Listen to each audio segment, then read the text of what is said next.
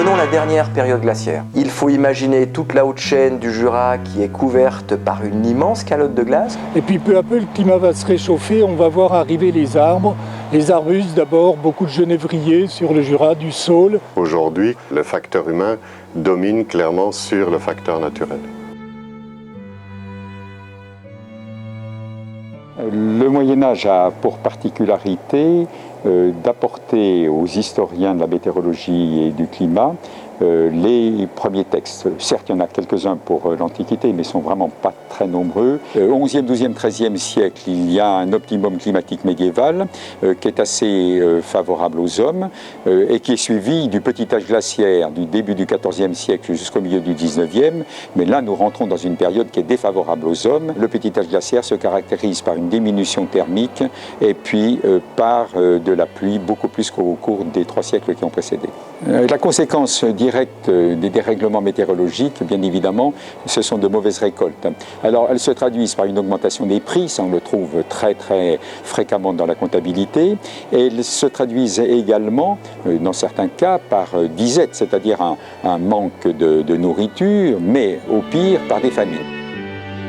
Donc voilà, ici on est dans le parc météorologique de la station de Besançon qui est situé à l'Observatoire.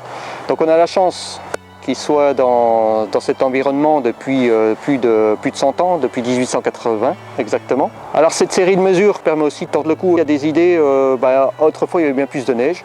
Bon, on a des mesures ici à Besançon depuis 1880. On en a aussi sur le Haut-Doubs à Mout par exemple avec une série très ancienne.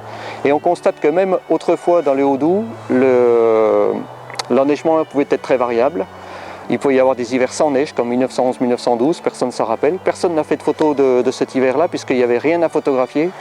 1906-1907, très extrêmement neigeux, ou des hivers comme des années 70, 68, 69, 70, qui sont des hivers très bien enneigés, il y a beaucoup de photographies. Donc déjà ça, c'est un miroir un peu déformant de la réalité climatique. Le record de neige ici à Besançon, il ne date pas d'il y a 100 ans, non, il est relativement récent, c'était en 2006, au mois de mars, il était tombé 32 cm. Par contre, ce qu'on constate effectivement, c'est qu'il tombe un peu moins de neige aujourd'hui qu'autrefois. Donc les hivers sont effectivement un petit peu moins enneigés, notamment par exemple dans le Haut-Doubs à 900 mètres d'altitude, d'un enneigement moyen de 75 jours de durée, on est passé à 60, donc on a perdu 15 jours sur 2 mois et demi, donc c'est quand même relativement conséquent. Après, l'exercice qui a été mené au sein de Météo France, mais aussi c'est de régionaliser ce qui pourrait se passer en France. Donc, si on considère un scénario catastrophe à plus 4 par exemple, je dis catastrophe parce qu'en fait ça voudrait dire que là aujourd'hui, tous les jours, enfin c'est déjà le cas pratiquement aujourd'hui, on fait 10 mètres vers le sud, on se déplace vers le sud ou vers les fortes températures de 10 mètres. Donc au jour le jour on ne s'en rend pas compte.